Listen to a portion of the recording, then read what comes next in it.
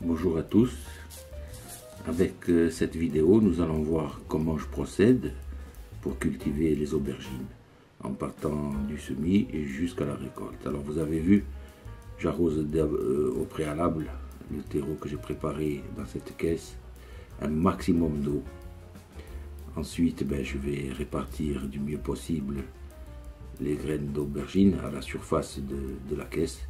Alors bien entendu, toujours le plus près du haut de la caisse pour avoir de la luminosité. Je recouvre d'une légère couche de terreau, le même terreau que j'ai utilisé en dessous. Je tapote légèrement pour que les deux couches de terreau se mélangent et s'imbibent. Ensuite, je nettoie une vitre que je vais disposer sur la caisse. Ça va permettre à la fois de garder l'humidité et la chaleur pendant plusieurs jours. Nous voici quelques jours après. Finalement, avec ces bonnes conditions réunies en termes de chaleur et d'humidité, ça grandit relativement bien.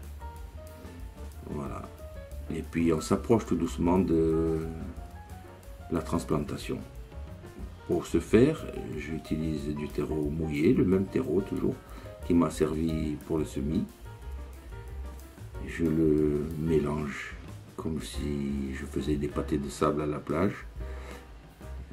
Souvenir d'enfance. Et puis, tout en prenant bien soin de ne pas abîmer les racines, je les transplante une par une,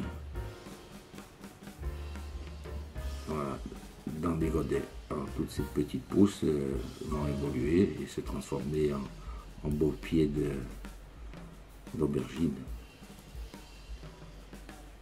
Toujours important de bien appuyer au niveau de la racine, dans le but de chasser l'air, et cette petite manœuvre d'arrosage a la même fonction, chasser l'air. C'est une des conditions préalables à une bonne récolte.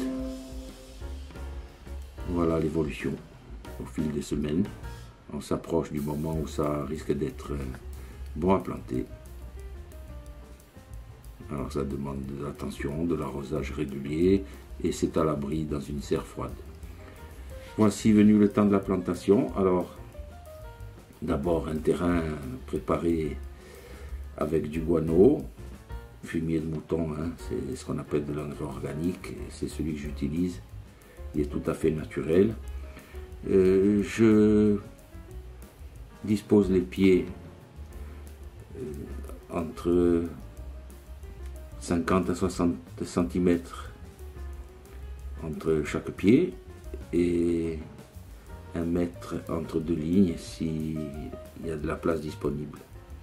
Ensuite, il n'y a plus qu'à les enfoncer dans le sol, sans jamais les enfoncer trop profond, juste au niveau des cotylédons et de la motte. Étape suivante, faire les sillons, parce que l'arrosage au pied est préférable à l'arrosage en aspersion. Ça pourrait générer des maladies. Le terrain, je vous ai dit, il est préparé. Et au niveau de l'entretien, déjà jamais de taille, je les laisse tels qu'ils sont. Je me contente des arroser et de faire le désherbage manuellement. Voilà les premières petites aubergines.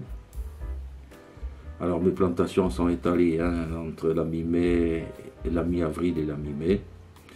L'arrosage est équilibré au pied des plantes et puis vous voyez le résultat, les premières petites fleurs, les premières petites aubergines. Même s'il y en a quelques-unes qui peuvent paraître bizarres, c'est une déformation. C'est pas l'aubergine que j'attendais à la base. Mais au niveau du goût, vous allez voir que ça ne change pas grand-chose. Voilà, là on s'approche vraiment de la récolte, chose qui est le cas quelques jours après. Alors bien entendu, je pourrais les ramasser beaucoup plus grosses, mais je prends le risque d'avoir des graines plus grosses dans l'aubergine, et ça pourrait rendre sa chair moins savoureuse. Ça, c'est censé être de la violette de Florence. Alors elle n'a pas tout à fait la forme à laquelle je m'attendais, Mais il n'empêche que au niveau saveur de ce fruit, de ce légume, elle est excellente. Là, c'est de la Listada de Gandia. Merci à tous d'avoir suivi cette vidéo, puis peut-être un de ces jours.